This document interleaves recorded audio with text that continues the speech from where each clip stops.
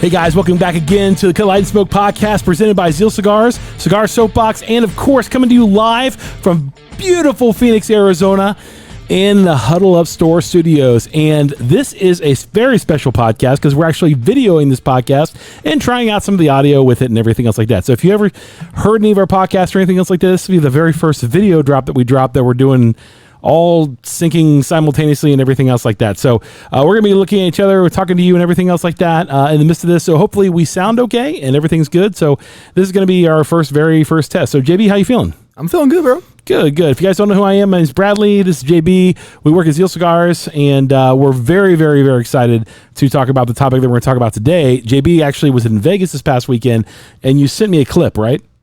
Yes. I saw something in Vegas. Okay, yeah. And then I don't know if maybe my phone heard me talking to my wife about it. But then my YouTube the next morning, because I get up super early, and even when I'm up, everybody's coming back from the clubs in Vegas, and I'm waking up going, all right, well, who's still open and got the coffee? It's 4:30 a.m. Let's roll. So I'm wandering around Vegas at 4:30 in the morning going to get coffee or whatever. Okay. And I'm looking at my phone, and all my YouTube is popping up all this stuff that happened that I was talking to my wife about.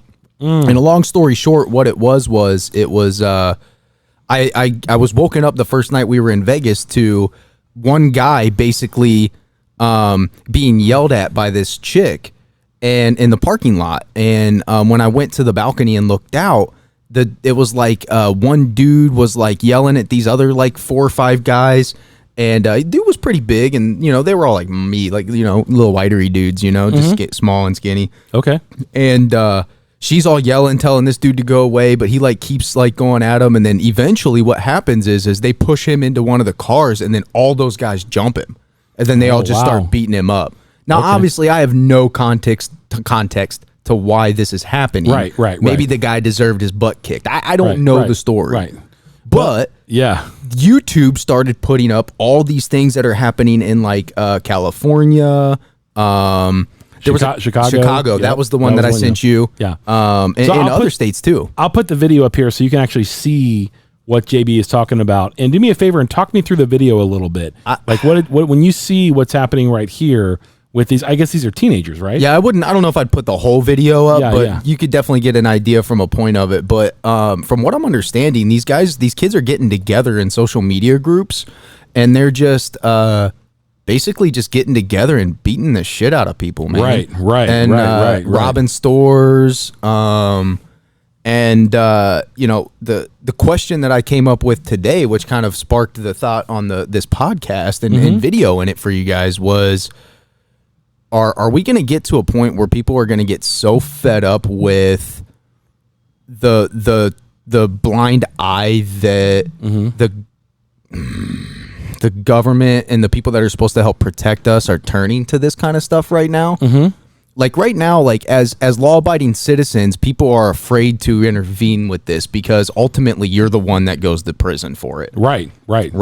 So, but are we getting to the point where Batman comes out, Spider-Man shows up, we start getting vigilantes? Do people start taking action? Do shop owners just start saying, I'm just going to start killing people? Are we going back to the Wild Wild West? Going straight to the Wild Wild. I had to give Will Smith a little play. Right. But little slap action. Little slap action there, yeah. So this is really interesting. This comes on the heels of a conversation I had with my wife last night about something I told my son to do, which was Vigilante Justice in 8th grade, where his sister was getting picked on. Many of you guys know the story. And a guy threatened to do something bad to her, rape my daughter, basically. And I told my son that he is my hand of justice on the campus, and I care more about protecting my family than I do about following whatever kind of ward laws that the school has and everything else like that. And I said, this guy doesn't apologize, then take care of him, And he did very well. And I don't regret that. I don't apologize for that in any way, shape, and form. And I think a father's job is to protect his family, and a son's job is to protect his sisters. And I did the same thing in high school with my sisters, protected them. And Go ahead. I think what we're getting at here, though, is like, when do you step out of that and you start protecting the other people around you because you're so tired of seeing these other people getting hurt? Bro. I think we're at a point. I mean, first off, it's not covered very well, and if it is covered, it's covered negatively by the media when somebody steps up and steps in and does something, and not to be controversial or anything else like that, but you got the Kyle Rittenhouse thing, you got other things that happen out there with people trying to be helpful that end up, even by happenstance or accident, doing vigilante type things just by protecting themselves. And I think that there's things that happen like that continually all the time that the media won't cover, but it's not a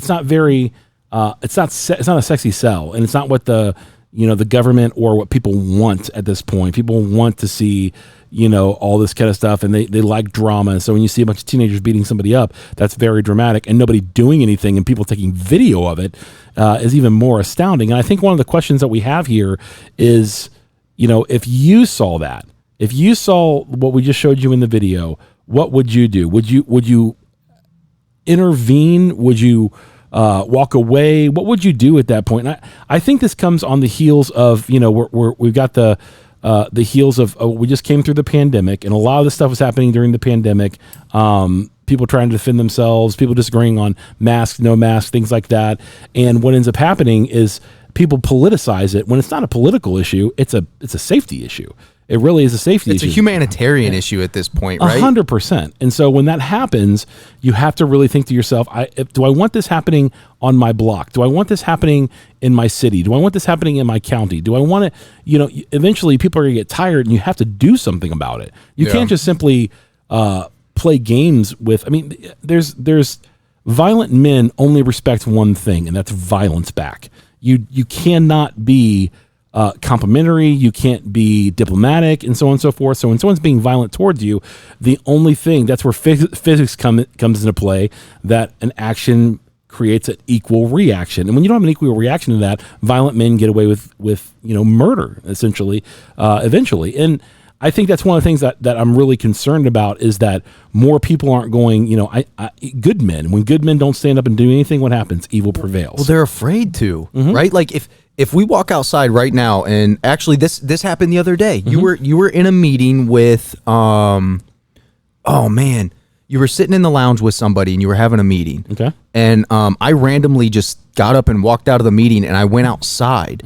No, I don't know if anybody noticed, but nobody said anything. But I went outside because across the street there was a gentleman they were doing yard work, and they were cleaning and blowing all the stuff off the parking lot. Right. And some other guy, probably a homeless guy, right? He was tweaking out, and he walked up on this guy that was blowing, and he starts like yelling at him and getting in his face, and the dude stops blowing the blower, and he starts like, go away, and it kept getting escalated more, and the guy kept getting closer and coming in farther and getting more erratic. So I actually stepped outside, and I was standing right there, and I just kind of let the dude with the blower know, like, hey, I got you, I'm watching, right?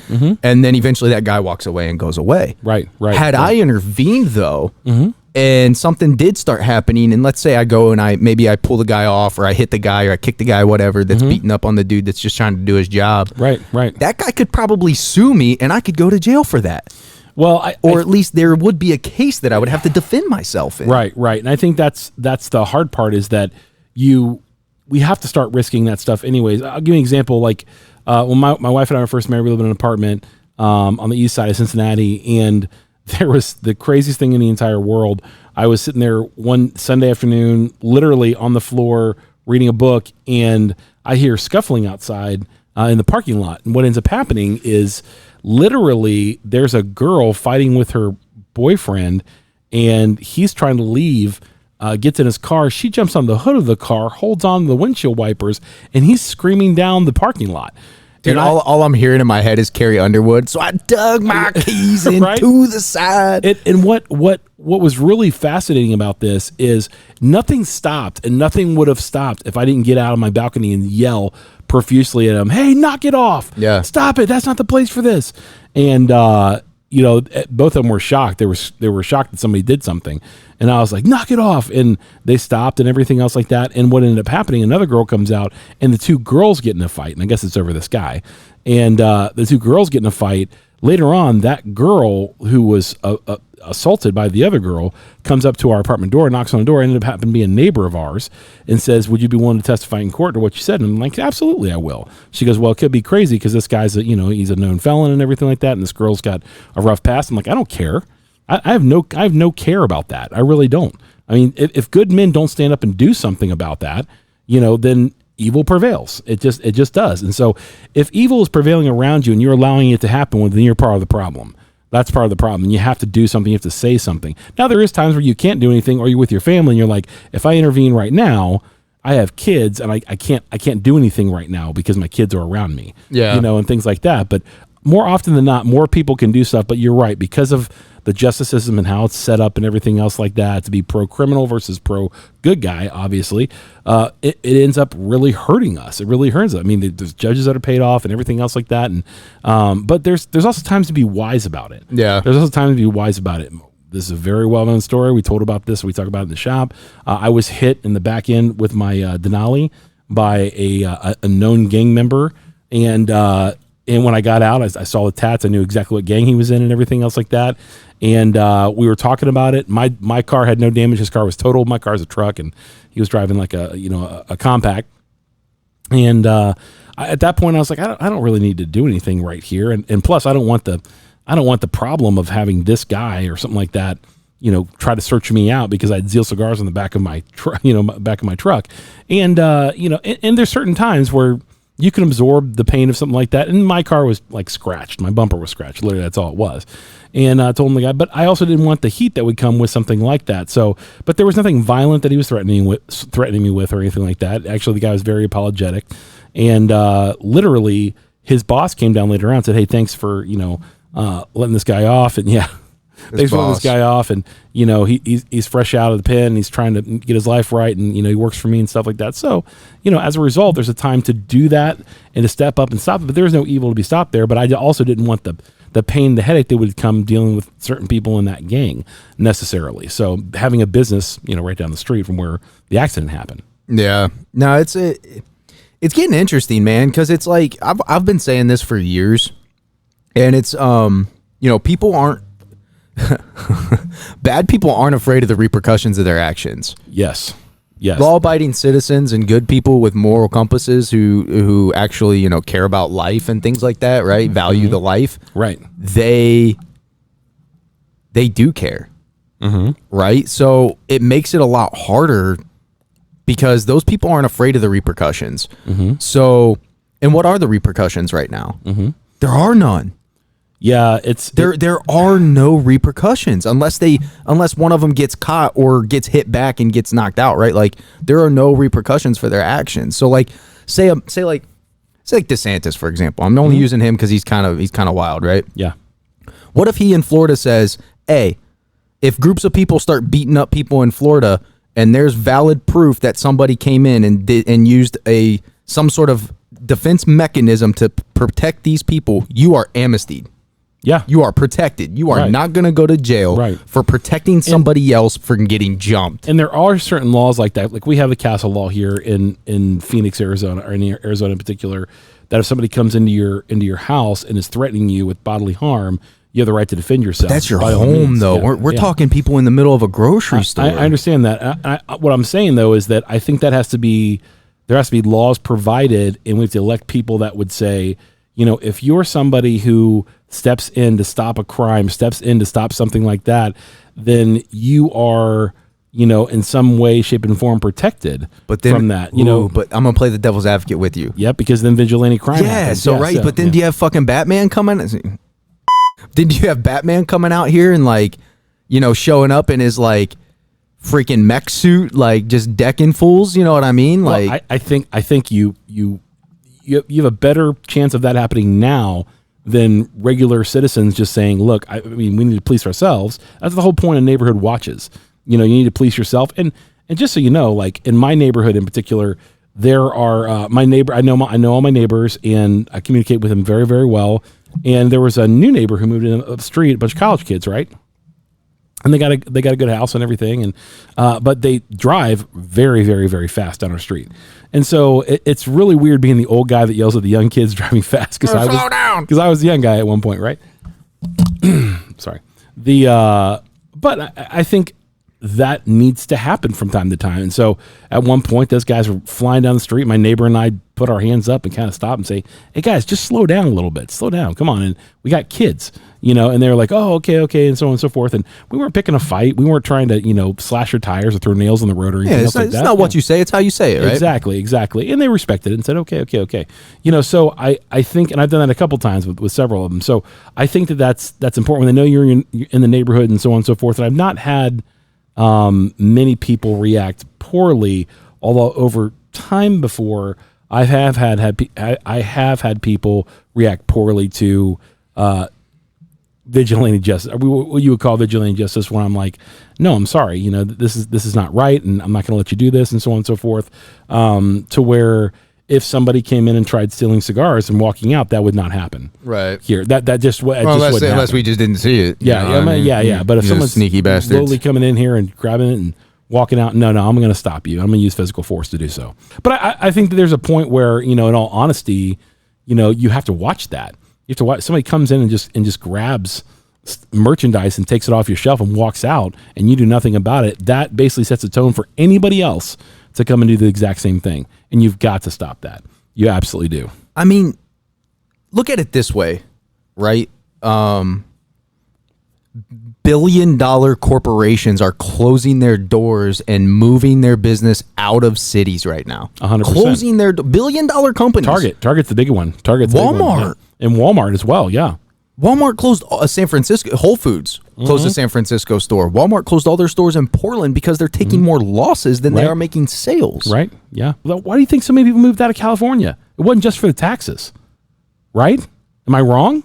No, I think the cost of living went up a lot. And just be freaking honest for a second. That's why. You can say the cost, the taxes, and everything like that, but there's a lot of crime going on there. I personally haven't met anybody that's moved out of California because of that reason. I personally have. And we have customers that have said that. Okay. Yeah, so as a result, there's people who move out because, you don't want to raise a family there. I do remember you saying there was one guy that we talked to who he said everybody at the apartment complex leaves their windows down and their trunk open. At the apartment complex? Because there's so much crime. Because people just break into the cars. Yeah, exactly. I do remember you saying that. Yeah, dude. And so it's a big deal. And if good men stand by, then evil prevails.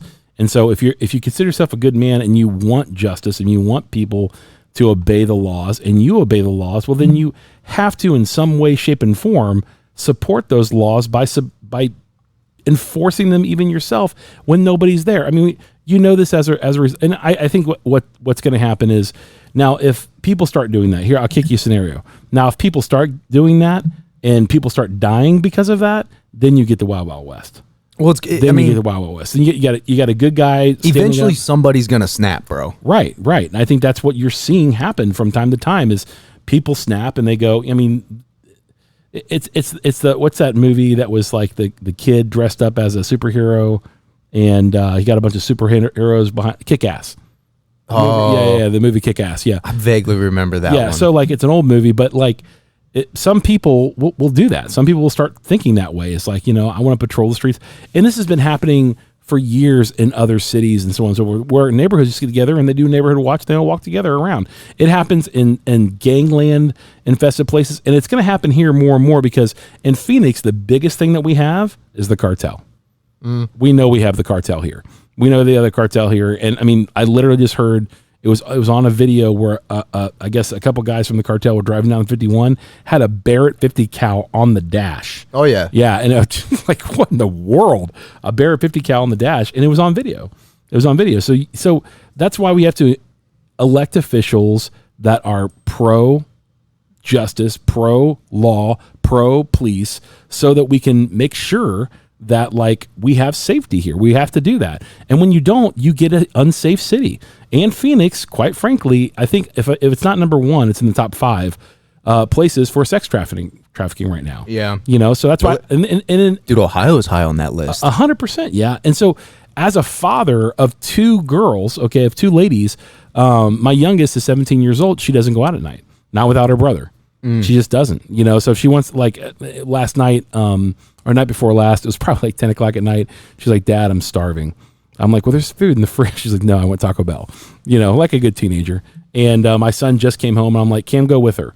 Cam's just sitting there. Oh, Dad, I'm so tired. I want to go home. I gotta get up to work and go to work at 5 o'clock. And I'm like, that's fine. That's fine. I don't care. But you're not going, Madeline, unless Camden goes with you. And that's just a safety precaution, because we live in a dangerous city. We just do. And so and I would say that Phoenix, more than most cities, is Wild Westish. It is. We have open carry laws and everything else like that. You can conceal carry and everything here. So here, it's very important that you make sure that your kids, your children know that if they're going to go out at night in particular, they never go out by themselves, especially young ladies. Yeah. Well, and there's another interesting piece of this, especially particular as it pertains to Phoenix. And I'm sure there's other parts of the country that are experiencing this too. I'll have to ask my dad what it's like back home. But there are a abnormal amount of guys getting ready to retire from all of these police agencies, sheriff's departments, highway patrol, local police departments, right? Like I was just talking to one of our regular, we have probably 4 or 5 police officers that come in here on a regular basis. Yeah. And I was talking to one the other day, and he said that there's, from just his department, there's lots of different departments here. I think he said 75. Oh, wow. And they're not anywhere near being able to backfill that. Right. I think they said they're paying kids $75,000 straight out of the academy plus a bonus. Yeah. So here's what's crazy. So if a society doesn't support the people that enforce the laws, okay, and questions them continually because of a few bad eggs, and I'm not saying every cop's good, okay, because of a few bad eggs, what ends up happening is there's a great mistrust between the police and society, and you could put every kind of committee in the entire world saying use your words. Again, violent men don't use words, okay? They use weapons to hurt people. And so you need to have law enforcement to enforce the law so that they don't hurt people. And you're one of those people. That's why it's important to elect officials that are pro-police and pro-law and so that we're all safe, and not overwhelmingly strict and everything else like that, but there needs to be sincerely just a reality to where people go, okay, look, yeah, this is getting out of hand a little bit, and you'll put up with it until it hits your yard. You'll put up with it until it hits your house in some way, shape, and form. Yeah. I mean, you'll put up to somebody in your family is the one that gets jumped. Your cars are the ones that get broken into on the street. When I moved to Phoenix, Arizona from Cincinnati, Ohio, there was Cincinnati's pretty bad. There were, but I lived in the suburbs, right?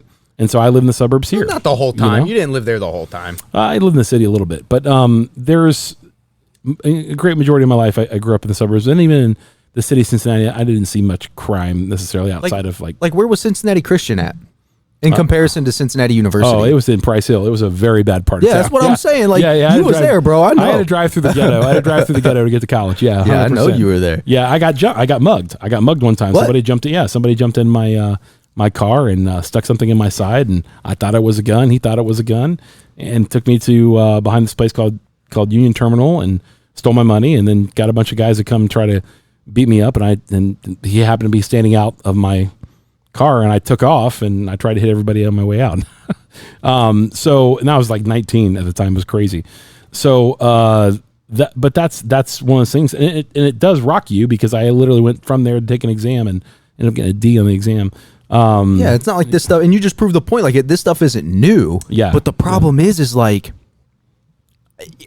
whether it's becoming more apparent because of social media. Mm-hmm. I don't know, but I've never seen it like this before. I don't think apparent is the right word. I think it's accepted. I think it's becoming more accepted. That's what we got to deal with now. And but when you have young people putting out channels on social media, and social media being okay with it, I mean, they banned us for being a cigar channel. I know, but I can go watch Ukrainians shoot Russian soldiers on YouTube right now. It's so weird, man. So I mean, it's just it's everything's so backwards. It's like on certain things we're trying to play mom pa kettle with everybody and make everyone super sensitive to everything. And on the other hand, we'll let people tear down whole cities with riots. Yeah, I mean, it's crazy. It's insane. It really is. I don't know. So what's the what's the solution you think? That's what I was getting ready to say. Was like I don't really know how you could get ahead of it without. Oh man, see, you're getting into the very thin line of like, okay, like San Francisco, it's really bad right now. Yes, from what I've been hearing. Yes. Do you send the National Guard in?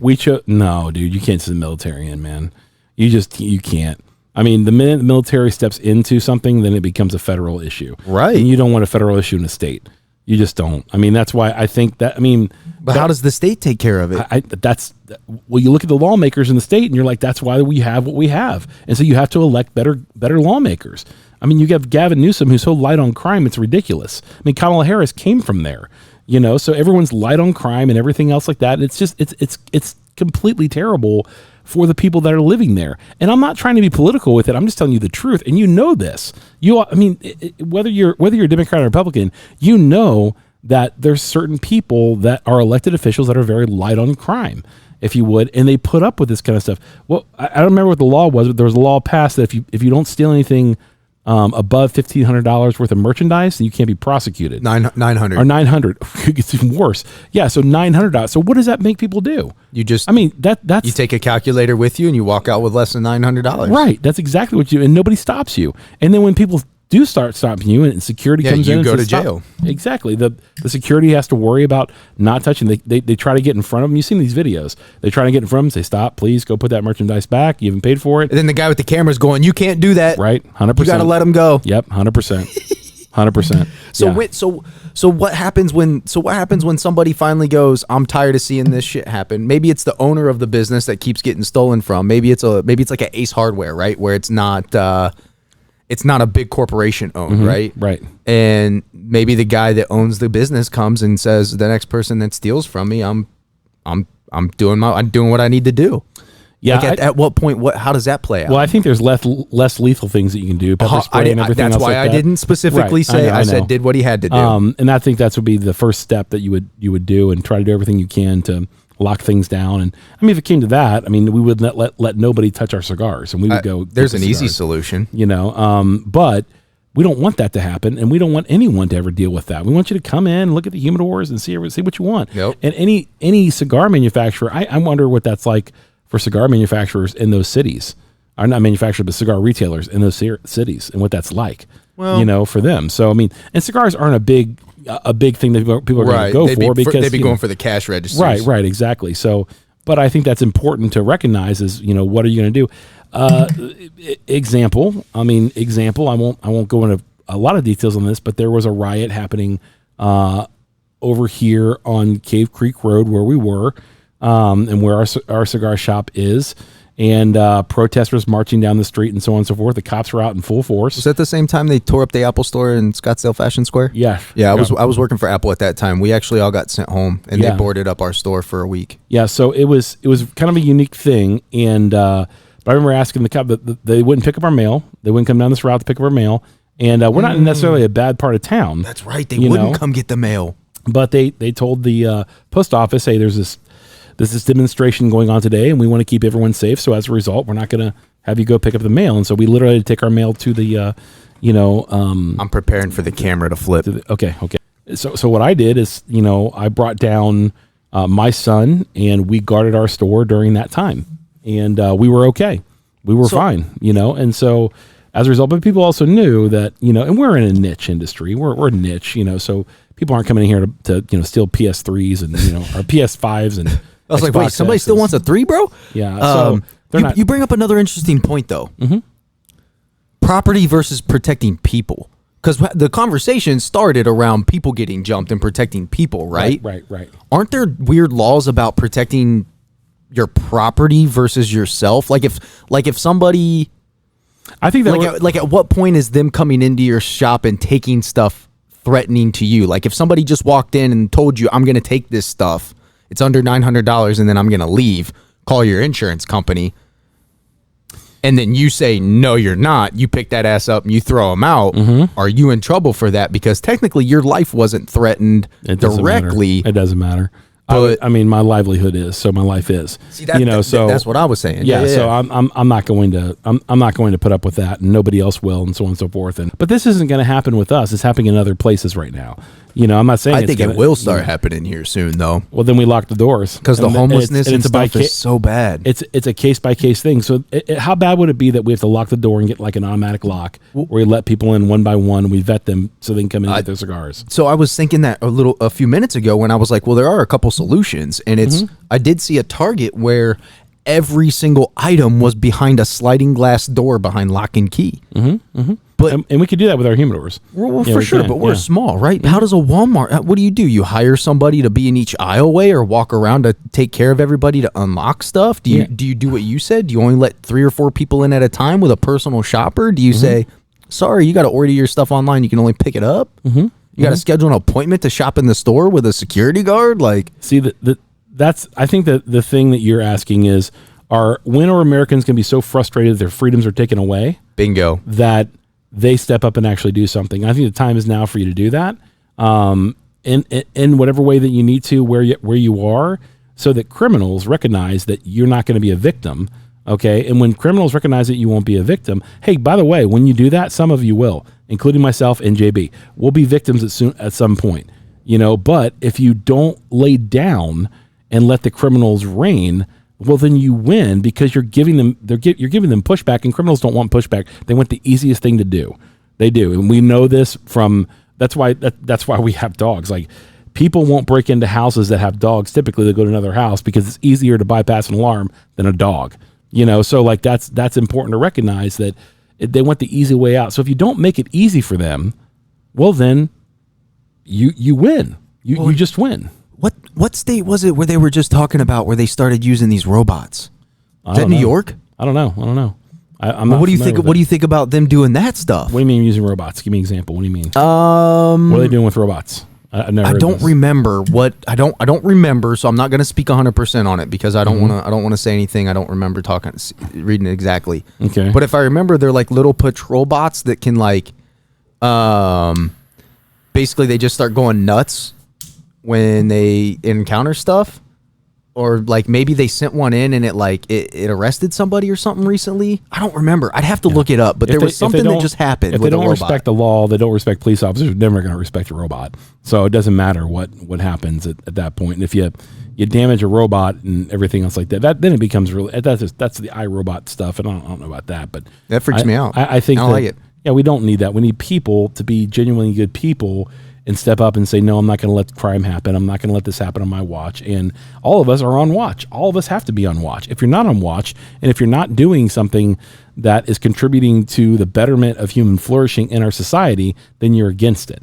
Okay, if you're letting it happen, you're just a culprit is what you are. Almost somebody who's saying that I'm okay with that. And you don't want to be okay with it. You really don't. So, but I guess the question I have for you guys that are watching this and listening to this is, what would you do? What would you do? So drop a comment below and tell us what would you do as a result of these things that we're talking about. And I guess to end the podcast, we'd ask that question for you, and then we'd tell you a little bit what we're smoking. We're smoking the Twisted Fates, the Pillar version, right? And we started on the review, and we're finishing it up here on the podcast. What are you thinking about the cigar right now? Dude, it's really good. I will say though, they're fresh off the boat. I do like them with a little bit of age on them, a little bit better. They mellow out and get a little bit sweeter. Okay. But man, they're such a good cigars. I've been waiting for these to come back. Yeah. Well, they don't last in our humidor. They don't to get any kind of age whatsoever. Well, guys, thank you so much for joining our video podcast, and tell us what you thought about the format. Did you like it? Did you enjoy it? Is the audio okay? Let us know about that kind of stuff, because we definitely do this more, and let us know what you think about this. So, and these will be shorter video podcasts. We're not going to do 2 hours or anything else like that. Maybe we will. Drop a comment below, and also if you have any suggestions for things you'd like to hear us talk about on the podcast, video podcast in particular, as we're finishing up cigars, drop a comment below and put it below and let us know what you want to hear and what things that you'd like to hear us talk about. And with that said, I'm Bradley. This has been JB, and you've been listening to the Cut, Light, and Smoke podcast presented by Zeal Cigars, cigarsoapbox.com, and brought to you by the Huddle Up Store Studios. With that said, guys, we're out of here like last year. Peace.